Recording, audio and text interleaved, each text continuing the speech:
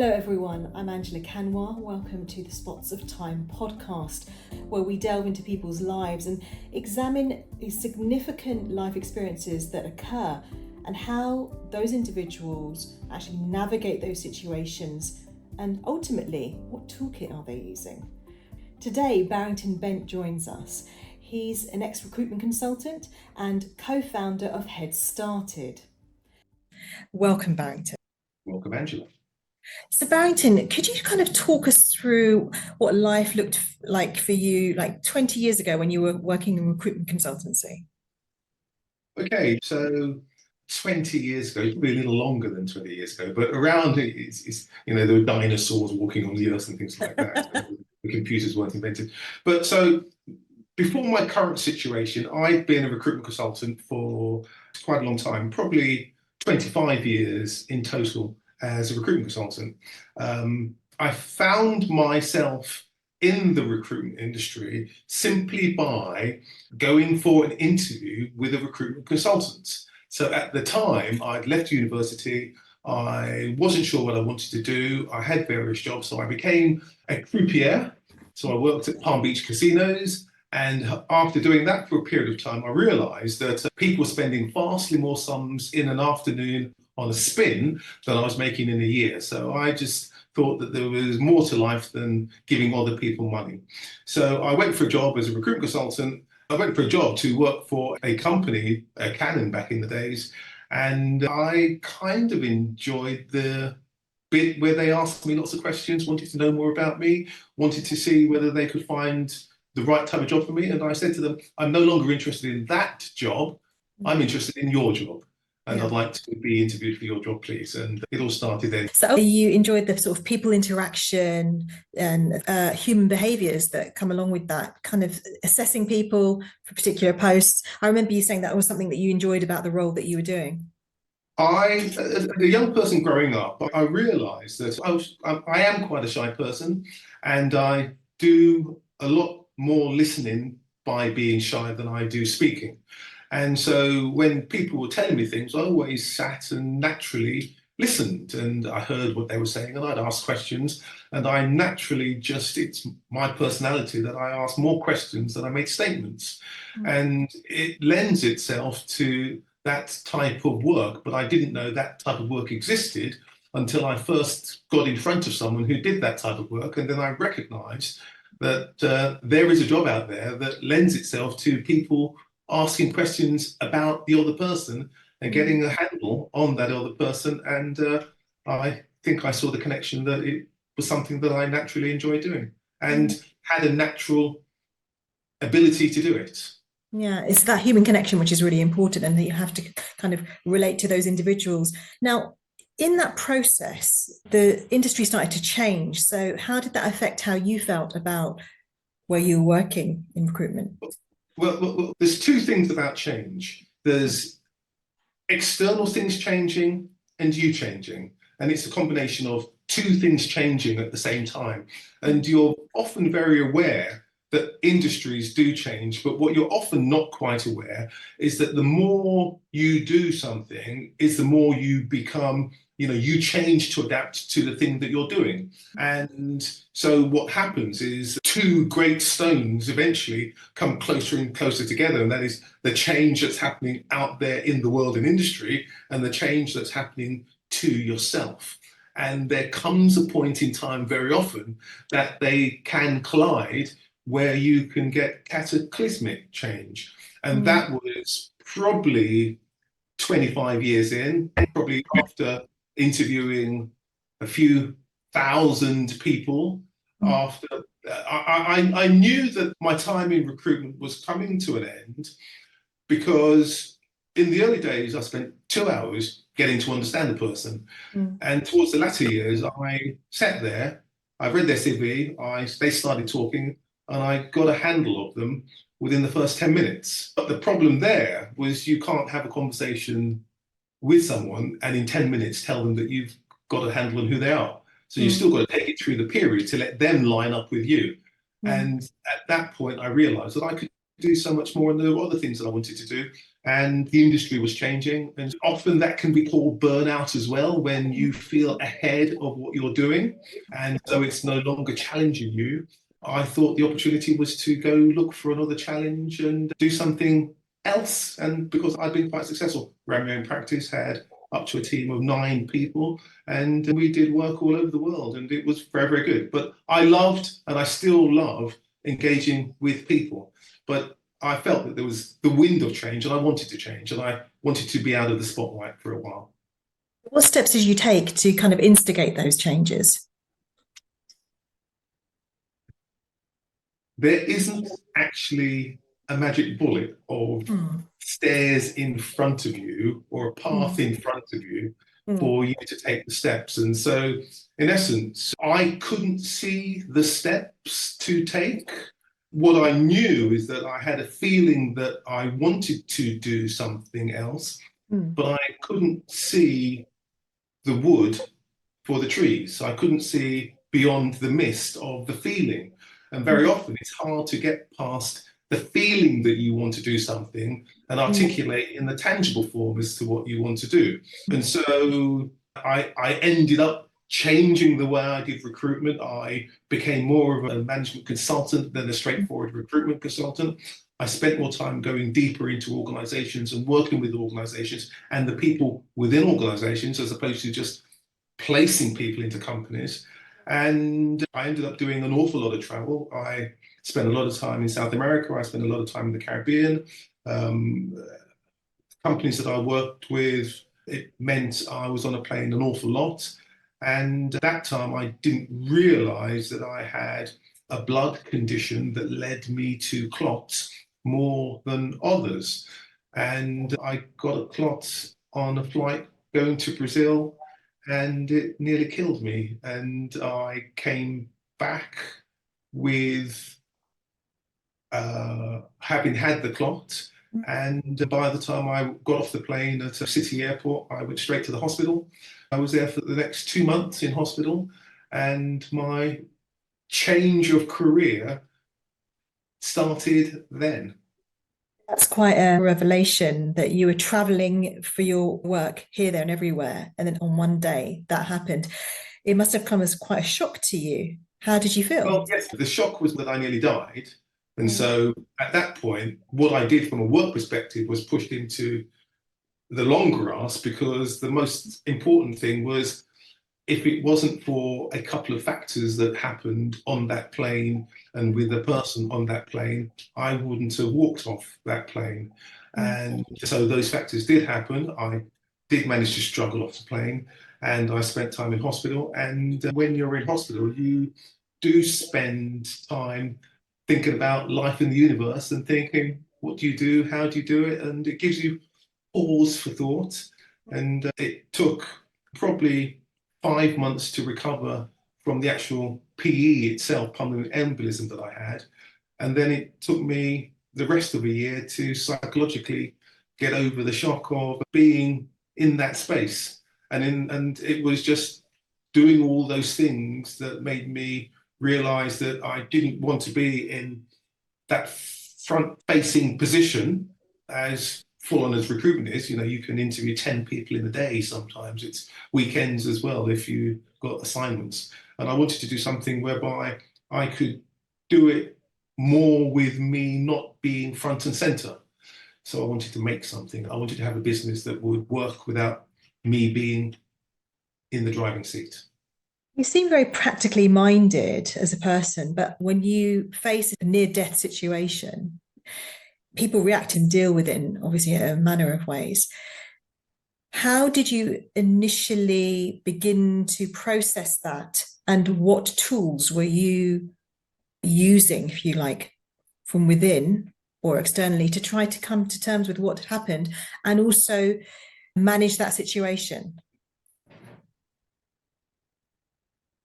It seems a simple question, but the true answer is much more complicated. And the reality is that I don't know I had a toolbox to walk across to open up, to stretch into, to pull out a tool to fix the problem. I wasn't sure what the problem is. I didn't know. And so what you tend to do, the first thing that a lot of people do, whether they do it publicly or privately, that's the marker, is fall apart. And it's kind of natural and normal to fall apart. And I would say that I quietly fell apart for a year.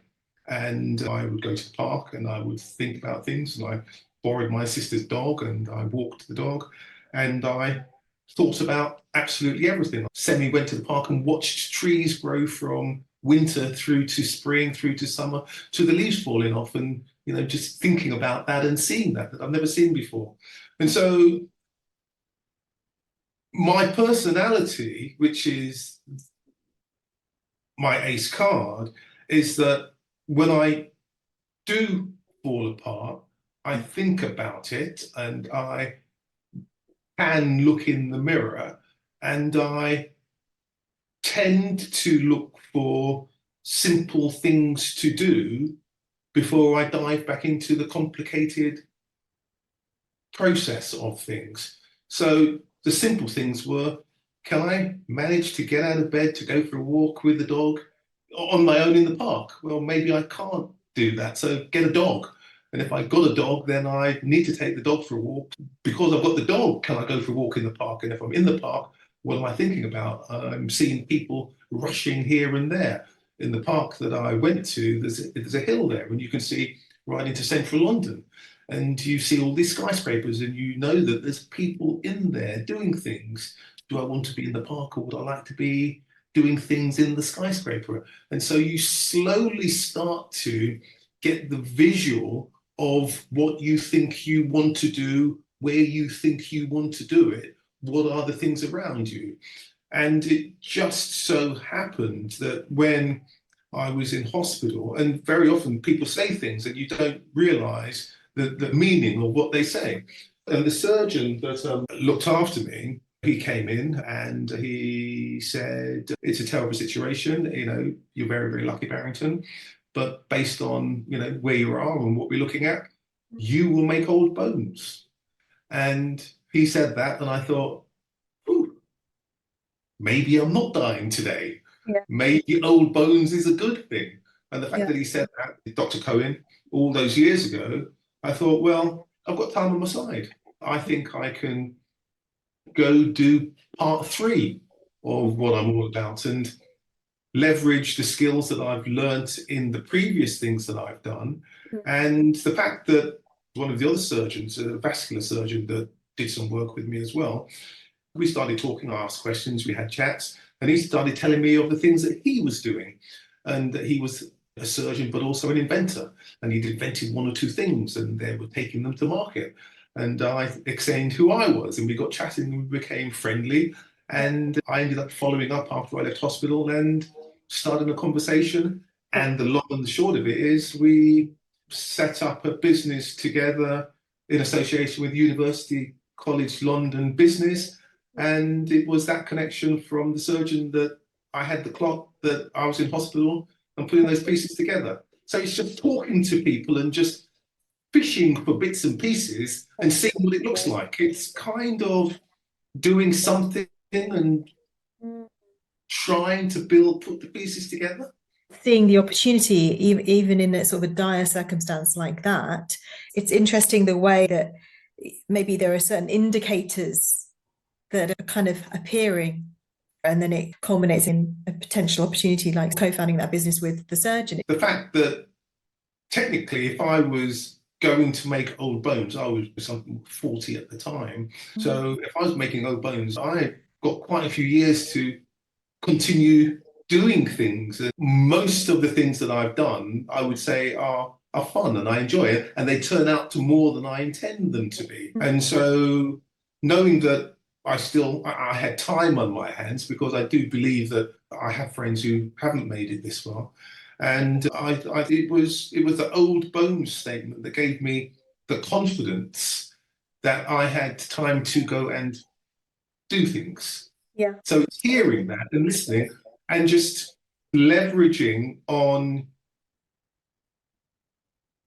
your natural, the things that that get you out of bed every morning anyway. Why do you get out of bed? Do I get out of bed simply to make money? Well, if there's an opportunity to get out of bed and make more money, do that. That's never been my bag, but I kind of get out of bed to have fun and do the things I like to do. Used those things to say, well, if I've done it before, let's go again. I think one of the interesting things that you said was that people underestimate the value and opportunity of trauma. Can you explain what you mean by that? Yeah, if you say the word trauma, people think, oh, something crazy's happened. The bus has crashed, the plane's fallen out. Someone's fallen off, someone's had a DVT and died on the plane. A terrible thing has happened. And the reality is that from my days as a recruitment consultant, I had the opportunity, and it's a privilege, to sit down in a room, one-on-one, for an hour, for 2 hours, for half an hour, ask lots of strangers very personal questions about their lives. And when you've done 10 and you've done 20 and you've done 100 and you've done 1,000, you start to see threads and patterns.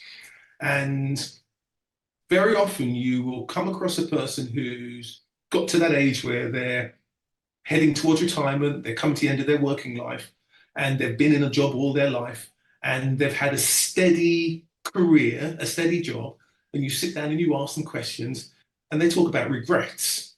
They talk about the regret of things that they didn't do, things they really wanted to do. If only this had happened, if only that had happened, if only I was a little more X, if only I was a little more Y. And I realized that what they were saying was that changing is difficult. But if I had a traumatic situation whereby someone would fire me, where I was sacked, where the company went bust, I had to leave this and I had to start again, it would have given me the opportunity to do what I really wanted to do. It's not the good things that happen to you that mark you as who you are. It's how you handle the trauma. It's how you handle those tricky things. And then when you realize some of the traumatic things that people have had, it's actually been their silver bullet. It's been their opportunity to make the change. So in essence, we shy from a rocky road. We lend ourselves to doing the things that give us enough money just to afford us to go back to work on a Monday or at the end of the month. But we wouldn't take a job that pays a little bit less, that we've got to do something else that maybe we can flourish in. And so it's that traumatic thing that can happen in life out of our control that very often can be a blessing in disguise, if only we looked at it through different lens. Ultimately, then what you're saying is your near-death experience was your silver bullet. And that's what actually kind of preempted that kind of change of direction for you, would you say? No, I would say that the near-death experience was was a precursor. Okay. It wasn't a silver bullet, okay, because I didn't have to sell my practice after I was ill. I could still have people run it for me and keep it continuing and slot it back in tomorrow. So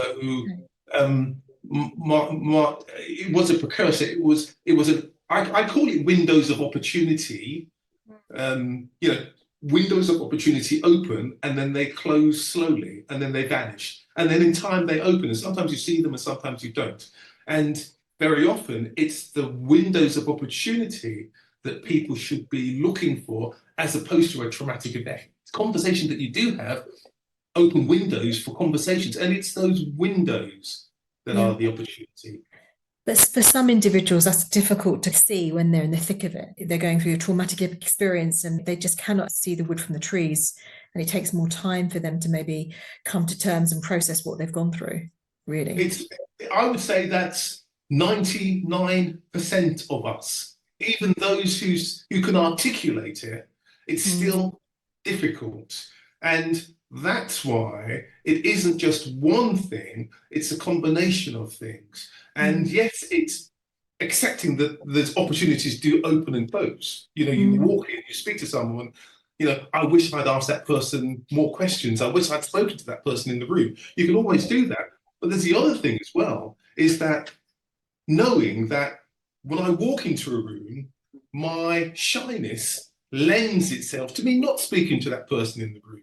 So if there are opportunities, if there are windows, and I know that I am naturally shy, what can I do to put myself in a better position to spot the window and do something with that window when that opportunity does happen? If only, and I don't mind continuing to be shy, but just be able to speak to someone and start a conversation for 3 minutes. If I can do that when I don't need to do that, when that window and when that person comes and I start that conversation, I'll be practiced.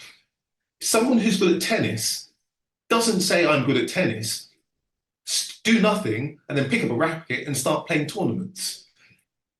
Everything's practiced for. Every sport is practiced for. No matter what natural ability you have, you practice for it.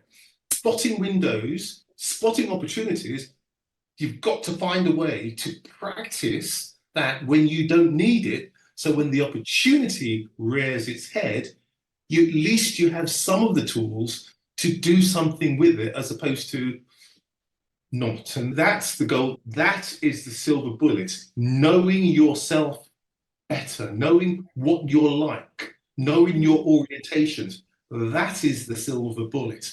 Because, as I say, if you have a child and the child looks like they can pirouette and spin, and if it's a girl or a boy, you'll probably say, they could be a ballet dancer. What are you going to do? The first thing you're going to do is say, where is there a ballet class that I can take them to get some lessons in doing this? And they'll do lessons. They'll do lessons in football. They'll do lessons in tennis. They'll do lessons in all sorts of things. Yeah. But who's doing lessons in preparing for what you do with your life when you need to be doing that? Very true. But circling back to you in terms of what you've been through, since that time, it's been about 20 years now. How have you revitalized your life? How have you changed the way you do things since that episode? What have you done? Okay, so I've changed my life quite a lot. So before that time, I was a single man with a mission on business. And at the same time that I had a DVT or a PE and was dying on the plane, my then girlfriend was pregnant on the plane with a child. And so I was going to die as she was giving birth. And so, there's a lot of things to work out in that period of my life.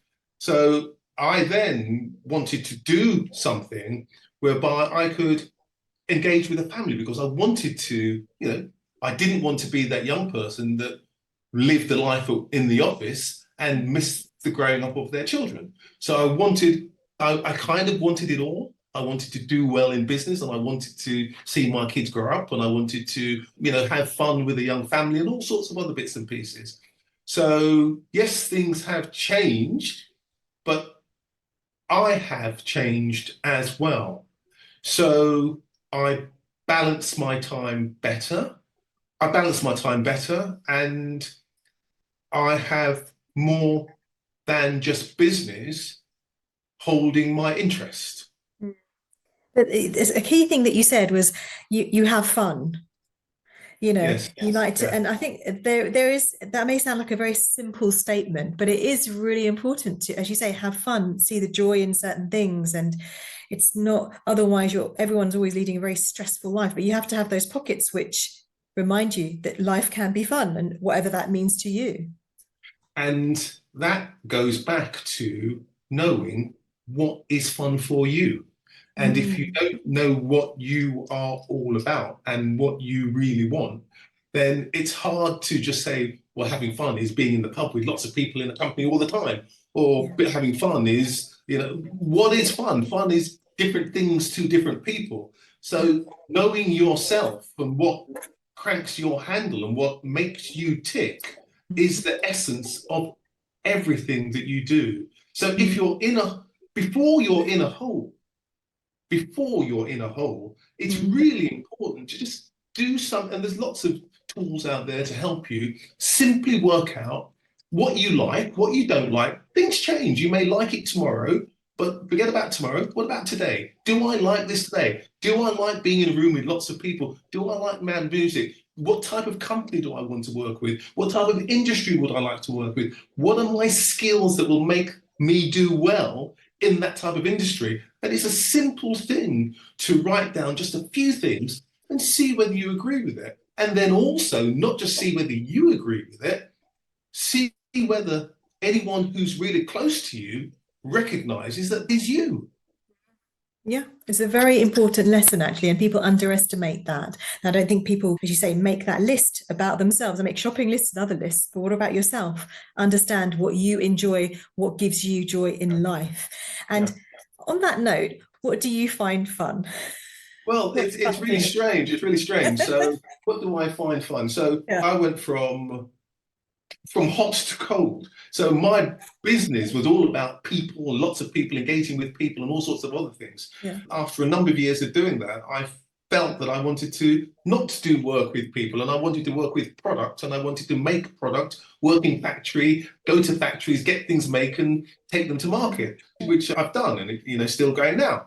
And COVID came along and Brexit came along, and my time sitting in the shed in lockdown, thinking about what's going to happen on the other side, was back to people, What are the next generation going to do in this new world that's going to unfold when everything comes round again? How are things going to change? What are we going to do to make sure that the young can actually have a better opportunity to live fruitful lives for themselves, and that's what kind of cranks my handle. And it's the things that I've been, which is the reason I started HeadStarted. Which is great. Thank you.